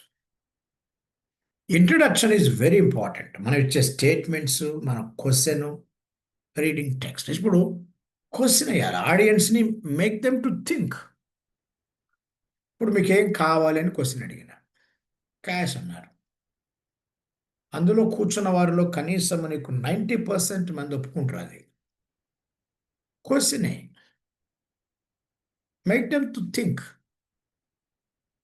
ఒక స్టేట్మెంట్ ఇచ్చేయి.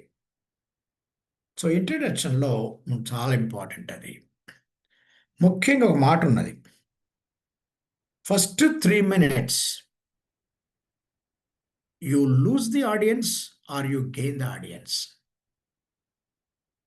నీకు 30 నిమిషాల ప్రసంగంలో మొదటి 3 నిమిషాల్లోనే వాడు డిసైడ్ చేస్తాడట నీతో ఉండాలా, నిన్ను కట్ చేసుకోవాలా. ఆ 3 నిమిషాలు ఈ ఫస్ట్ 2 పాయింట్స్ అయిపోవాలా. 3 minutes, ఫస్ట్ 3 minutes. సో ఒకవేళ అది మరీ ప్రీవాంజలిస్టిక్ మెసేజ్ అనుకో, 10 minutes కూడా తీసుకో, తప్పు లేదు. బట్ అల్టిమేట్గా వాడు నిన్ను కట్ చేసుకోకూడదు, నీతో కనెక్ట్ అవ్వాలి. So basic challenge of a preaching is, వాళ్ళు నీతో కట్ అవుతున్నారా, కనెక్ట్ అవుతున్నారా? That's the challenge. అది నువ్వు గెలవాలి ఫస్ట్. ఆ తర్వాత నువ్వు ఏమన్నా చెప్పాలి. సో దీనికి కాను 3 రకాల మెసేజెస్ ఉంటాయి. ఒకటి, బిలీవర్స్తో మాట్లాడేది, స్ట్రైట్గా వెళ్ళిపోవచ్చు. నేను బిలీవర్స్తో మాట్లాడినప్పుడు మీరు గమనించి ఉంటారు, ప్రేయర్ చేయిందే నేను వాక్యం చెప్పను.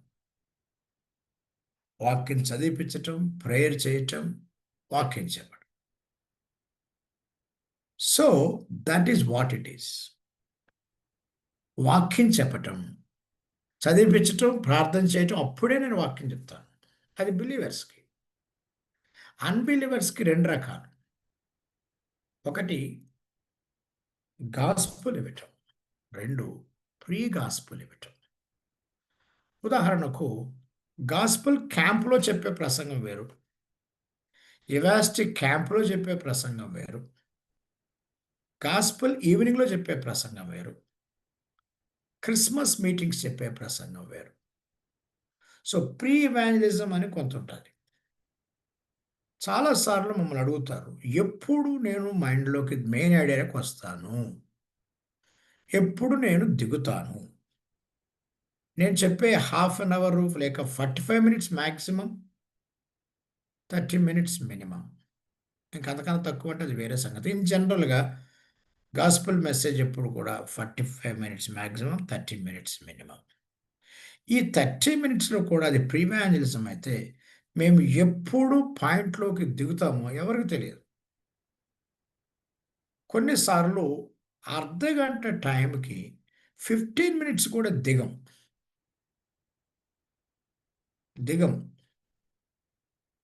ఆడియన్స్కేమో, ఆర్గనైజర్స్కేమో పిచ్చెక్కుతుంటుంది, ఏంటి అసలు అన్న పాయింట్కి రాలేదేంటి అని. మీరేమో ఆర్గనైజర్స్గా మీ బాధ చూస్తున్నారు, నేనేమో ఆడియన్స్ బాధ చూస్తున్నాను. వాళ్ళకి నా చేతిలోకి రాలే. సో వాళ్ళు ఎప్పుడు చేతిలోకి వస్తారో అప్పుడు మన విమానాన్ని దించాలి. విమానం పైన తిరుగుతూ ఉంటుంది.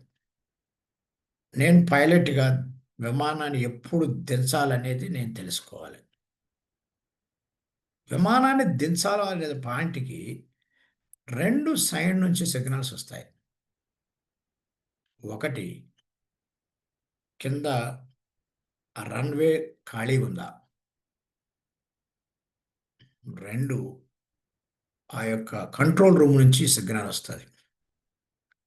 అంటే ఎప్పుడు నేను అసలు పాయింట్లోకి దిగాలి అనేది పైనుంచి పరిశుద్ధాత్ముడు చెప్తాడు, కింద నుంచి ఆడియన్స్ చెప్తారు.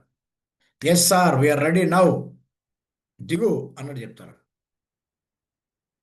అట్లా పైన పరిశుద్ధాత్ముడు చెప్తాడు, ఎస్ గో హెడ్ అంటాడు. సో కంట్రోల్ స్టేషన్కి, మనం కంట్రోల్ రూమ్కి ఎప్పుడు కనెక్ట్ అయి ఉండాలి, ఆడియన్స్కి కనెక్ట్ అయి ఉండాలి. ఈ 2 చూసుకోవాలి. కానీ ప్రసంగం ప్రిపేర్ అయినా కాబట్టి బరబర చెప్పేద్దామంటే కుదరదు. సో కొన్నిటికేమో 3 నిమిషాల్లో దిగుతాము, కొన్నిటికేమో 5 నిమిషాల్లో దిగుతాము, కొన్నిటికేమో 10 నిమిషాల్లో దిగుతాం. కానీ కొంతమంది 20 నిమిషాలు కూడా దిగరు. అది మంచిది కాదు. కొంచెం మేము యంగ్ ఉన్నప్పుడు అట్లా చేసినాం. ఎక్కువసేపు దిగలేదు. కానీ ఇప్పుడు తర్వాత పెద్దయినాక అర్థమవుతుంది. సాధ్యమైన తొందరగా పాయింట్‌లోకి దిగుతాం. సో, నేనేం సలహా ఇస్తున్నానంటే, వర్స్ట్ కేస్ 30% ఆఫ్ టైమ్‌లోకి దిగాలి. 10% ఆఫ్ టైమ్‌ని ఇంట్రడక్షన్‌గా వాడుకో. వరస్ట్ కేస్ 30%కెళ్ళు. Never cross beyond 30%. ఆలోచన చేసుకో. రైట్. మూడవది మెయిన్ ఐడియా. మూడవది ఏంటంటే మెయిన్ ఐడియా. అసలు ఏం మెయిన్ ఐడియా చెప్పబోతున్నాం మనం? మన ప్రసంగానికి మెయిన్ ఐడియా ఏంటి? ఏంటి అసలు నువ్వేం చెప్పాలనుకున్నావు? ఫర్ ఎగ్జాంపుల్, నా ఇంట్రడక్షన్ ఎలా ఉంటుందంటే, ఉదాహరణకు ఫస్ట్ మానవునికున్న భయాలు, దేవుని అభయం అన్నా కదా, ఏం భయాలు ఉన్నాయి అని చెప్పిన. ఏం భయాలు ఉన్నాయంటే 3 చెప్పిన. 3 భయాలున్నాయి. మొట్టమొదటిది డిఫీట్. డెత్ చెబుదాం అనుకున్నాను కానీ డెత్ అంటే కొంతమంది సెంటిమెంట్ ఫీల్ అవుతారు. అందుకే డిఫీట్. మానవునికి భయం కలిగించేది ఏంటంటే ఓటమి. ఒకసారి ఓడిపోతాడు, మళ్ళీ ఏమైనా ఎక్స్పెరిమెంట్ చేయాలంటే మళ్ళా భయపడతాడు ఓడిపోతానేమోనని. వాడికి ఓడిపోతానని భయం లేకపోయినా పక్కన్న వాళ్ళు అంటారు, ఒకసారి ఓడిపోయినావు, మళ్ళా ఓడిపోతావు, జాగ్రత్త. ఒకసారి ఓడిపోయినావు, నీ వల్ల మేము చాలా ఎఫెక్ట్ అయినాం, మళ్ళా ఓడిపోతే మేము అంత భరించలేం. సో ఓటమి, దాన్ని that is like a defeat. రెండవది డెత్. డెత్ ఈ రెండు ఫిజికల్గా ఉంటాయి, అందరికి అర్థమవుతుంది. మూడవది డిఫీటెడ్ కాన్షియస్. Defeated conscious. ఇంకో చోట ఏమంటే డెట్ అన్న రుణం. రుణం మరణం. సో మానవునికి సహజంగా వాడికి అర్థమయ్యే భాషలో తీసుకొని ఆ 3 పాయింట్లు చెప్పేస్తాం. అది ఇంట్రడక్షన్లో వచ్చేస్తుంది. నా టైటిల్ ఏమో మానవుని భయాలకు దేవుని అభయం. నా ఇంట్రడక్షన్ ఏమో defeat, death, defeated conscious. Main idea ఏంటి? వీటిని ఎలా తీసుకొని రావాలి? దానికి దేవుడు ఏం చేశాడు? దేవుడు ఏం చేశాడో చెప్పకముందు దేవుడు ఎవరో చెప్పాలి. యేసు ప్రభు గురించి చెప్పాలి.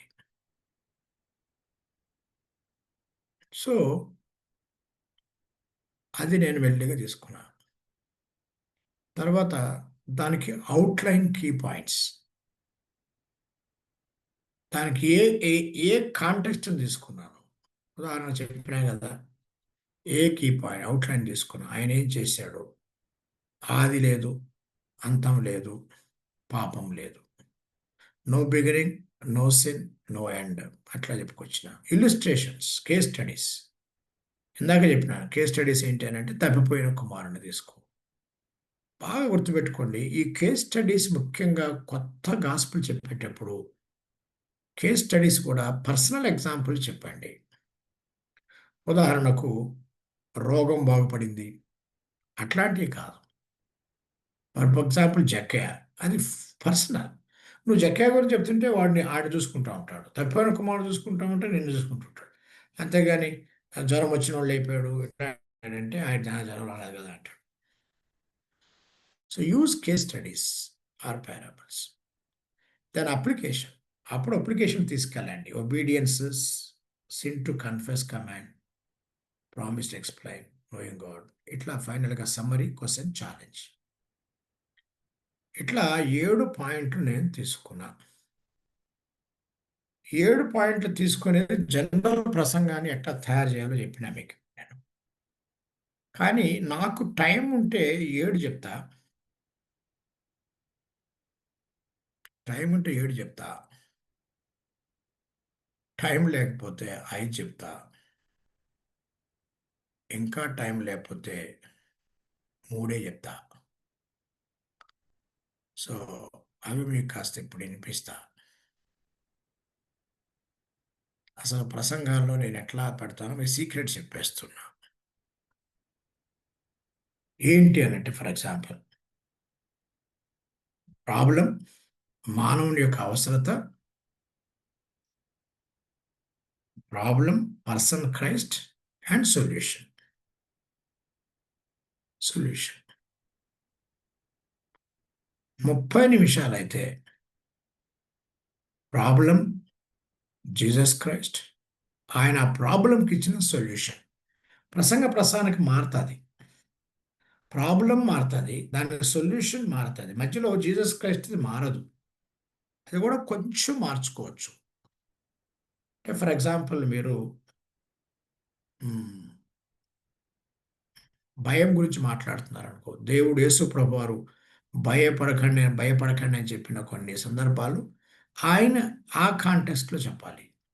సో మెయిన్గా ఫస్ట్ పాయింట్ ప్రాబ్లం మారుతూనే ఉంటుంది, దానికి సొల్యూషన్ యేసు ప్రభువారు ఇచ్చిన సొల్యూషన్ తీసుకొని రావాలి. మధ్యలో జీసస్ క్రైస్ట్ రావాలి. ప్రాబ్లం, జీసస్ క్రైస్ట్, ఆయన చెప్పిన సొల్యూషన్. లేదు, ఫర్ ఎగ్జాంపుల్ ఇంకా టైం ఉన్నది, అప్పుడు problem same, Jesus Christ same. నేను ఇంకా సొల్యూషన్కి వెళ్ళేటప్పుడు కొంత కేస్ స్టడీస్ని యాడ్ చేస్తాను. టైం ఉంది కాబట్టి సమ్ కేస్ స్టడీస్ని యాడ్ చేయండి. అవి ఫెయిల్ అయితే ఏం ప్రాబ్లం అవుతుంది, సక్సెస్ అయితే ఏం అడ్వాంటేజ్ అవుతుంది చెప్పాలి. కేస్ స్టడీస్ యాడ్ చేయండి. అప్పుడు you will get some more idea. ఇంకా టైం ఉంది, ఇంకా కొంచెం 40 minutes 45 minutes లేక వాళ్ళు వింటున్నారు. దెన్ సూడో ప్రాబ్లమ్స్ అని ఉన్నాయి. Man's problem, pseudo solution, then Jesus Christ, then correct solution, then case studies. 5 అయిపోయినాయి. మళ్ళా చెప్తున్నా, అసలైతే 3: ప్రాబ్లం, జీసస్ క్రైస్ట్, సొల్యూషన్. 30 నిమిషాలు. 40 నిమిషాలు ఇంకో 2 యాడ్ చేయి. ఆ సొల్యూషన్కి మనుషులు ఇస్తున్న సొల్యూషన్ అది ఎందుకు wrong? Man is giving a solution as religion are philosophy. అవి ఎందుకు రాంగ్? సూడో సొల్యూషన్ అంటాం దాన్ని. అప్పుడు 4 అయిపోయినాయి. 5వది ఏంటి? Case studies. లేదు, గంట సేపు నీకు టైం ఇచ్చారు, ఇంకో 2 యాడ్ చేయి. ఇంకా 2 యాడ్ చేయి. ఏంటి అని అంటే, జీసస్ క్రైస్ట్ గురించి మనుషులు రాంగ్ ఒపీనియన్స్ ఏమున్నాయి, వేరే మతం అని, వేరే దేశం అని. జీసస్ క్రైస్ట్ గురించి కరెక్ట్ చెప్పినావు, రాంగ్ ఒపీనియన్స్ కరెక్షన్ తీసుకో. ఫైనల్గా ఆ వ్యక్తి ఏమి అప్లై చేసుకోవాలి, దేవుడు నమ్ముకుంటే ఏమవుతుంది, నమ్ముకోకపోతే ఏమవుతుంది, క్లియర్గా చేస్తే అట్లా 3, 5, 7కి వెళ్తా నేను. 30, 40 minutes, 45 minutes, 1 hour. ఇవి వాళ్ళు ఇచ్చే టైం ప్రకారం అన్నా ఫిక్స్ చేసుకుంటా, లేకపోతే వాళ్ళు గంట ఇచ్చిన 45 minutes ఇచ్చిన, హాఫ్ అన్ అవర్ ఇచ్చిన, ఆడియన్స్ మూడ్ కంట్రోల్ బట్టి చేసుకుంటా. బట్ కమ్సే కమ్ ఈ 3 చెప్పుకొని అయితే దిగం. Problem, person test, then solution, prescription. So these are the things I do. Maybe I will continue. Later మీకు ఇంకా కొన్ని ఎగ్జాంపుల్స్ ఇస్తాను. So thank you.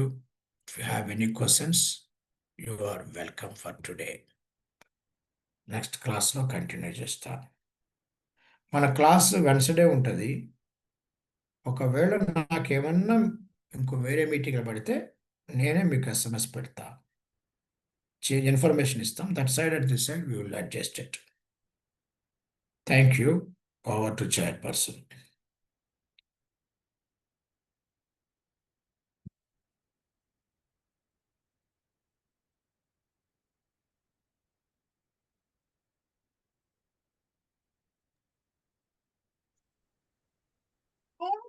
Thank you అన్న. అంటే ఎప్పుడైపోయింది? థ్యాంక్ యూ చెప్పండి.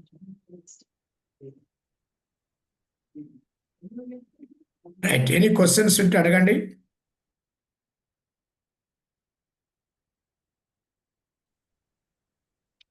అన్న గుడ్ ఈవినింగ్ అన్న, నా పేరు లక్ష్మి. ఓకే, నాకు ఒక క్వశ్చన్ అన్న. ఇవాల్యుయేటింగ్ చేసేటప్పుడు ఓన్లీ బుక్స్ అండ్ కామెంటరీస్ ఏనా, లేదు అంటే మనకి బాగా వీళ్ళు కొంచెం కరెక్ట్ డాక్టరీన్ లో కరెక్ట్ గా చెప్పగలుగుతారేనా, పర్సన్స్ తో కూడా చేయొచ్చా అన్న? అది కూడా చేయొచ్చు. సారీ, నేను నా నోటి దాకా వచ్చింది నేను చెప్పలేదు. అవి కూడా చేయొచ్చు. ఎందుకంటే ఎంతైనా కష్టమవుతుంది. చదవటానిలో చదువుతున్నాం, ఆ చదివేది కరెక్టా కాదా తెలియట్లేదు. వీళ్ళైతే పలానా అన్న ఉన్నాడు, ఆయనతో మాట్లాడితే అన్ని ఒపీనియన్ చెప్పేస్తాడంటే దాట్స్ ఆల్వేస్ గుడ్. ఓకే అన్న, థ్యాంక్ యూ అన్న.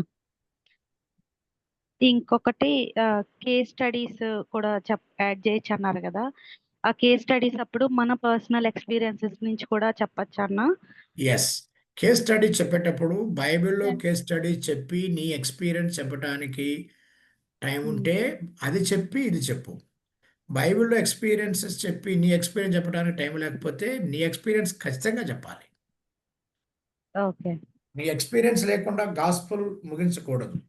చూసేవాళ్ళకి ఎన్నిసార్లు, కొంతమంది ఆల్రెడీ విన్నారు కదా అనుకుంటే నేను ఎన్నిసార్లు చెప్పినా నీకు బోర్. ఎస్, చెప్పండి. Thank you. చెప్పమ్మా సంతోష్ వెల్పులా. సార్ బాగున్నారా? బాగున్నా సార్, చెప్పండి. ఏలే, మా అమ్మాయి చూసింది మిమ్మల్ని, ప్రైజ్ లాడ్ అంకుల్ అంటుంది. అరే ప్రైజ్ చూడమ్మా, సారీ, చాలా చాలా కాలం చూసి. ఇప్పుడే నాకు వేరే క్లాస్ ఉండే సార్, క్లాస్ అయిపోయింది. ఓకే ఓకే, లాస్ట్ మూమెంట్ లో జాయిన్ అయ్యా. మంచిది మంచిది. ఇంకా ఎవరికైనా ఇంకా క్వశ్చన్స్ ఉన్నాయా?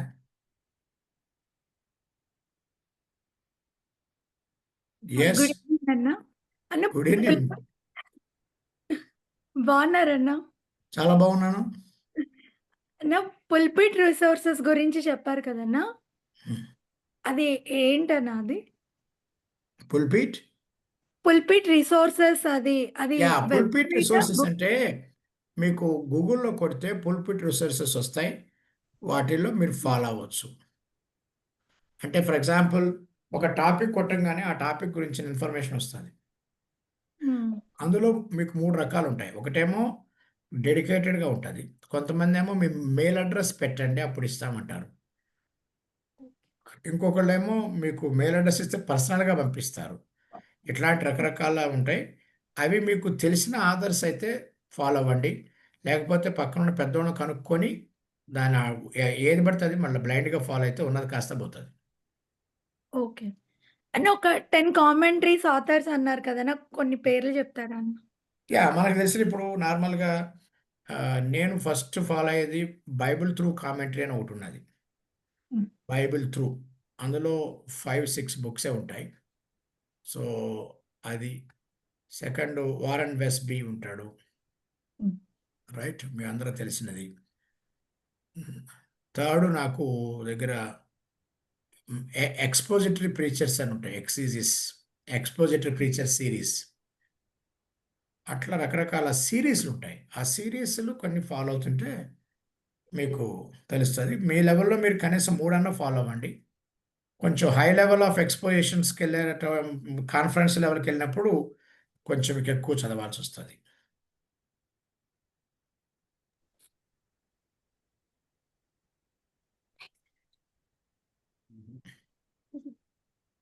ఇంకా any more questions? Praise the lord.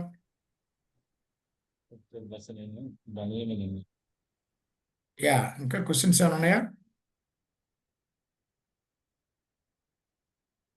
Right. లేకపోతే మీకు నేను అన్నట్టు how to identify your gifts అనే దానికి నేను పంపిస్తాను. దాన్ని మీరు నింపుకొని please identify your gift, use the gift, improve the gift.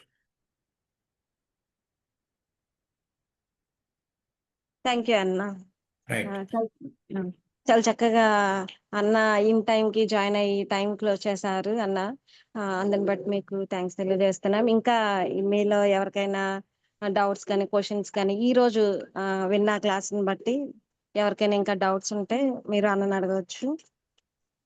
లేకపోతే ఎవరైనా మన మధ్యలో ఎవరైనా ఒకరు ప్రేయర్ చేసి మనం క్లోజ్ చేసుకుందాం.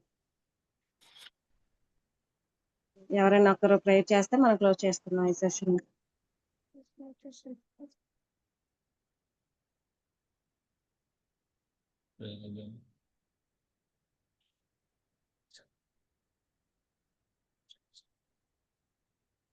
పరిశుద్ధుడా, ప్రేమల తండ్రి, జీవగల యేసయ్య వందనాలు, స్తోత్రాలు.